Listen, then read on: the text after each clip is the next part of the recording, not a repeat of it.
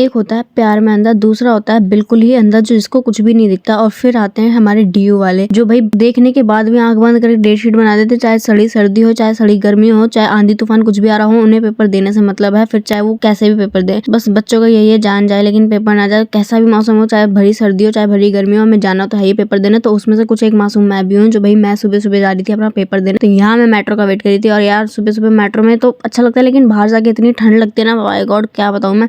ये भीड़ कुछ नहीं है भाई, कुछ भी नहीं है ये भीड़। इस भीड़ के आगे तो कुछ नहीं है भाई। जैसे मतलब मैं नीचे उतरी ही नहीं उतने से भीड़ लग गई स्टार्ट होगी। तो ये मेरा कॉलेज पड़ा था मैट्रिक कॉलेज। ये यहाँ पे कौन रेगुलर से जाता है मुझे कमेंट बॉक्स में जरूर बताना। तो पेपर देने के बाद मैं आ गई बाहर और भाई बाहर जाते जाते मेरे को इतनी तेज भूख लग रही थी ना, फिर तो मेरा मन कर बस चली जाऊं।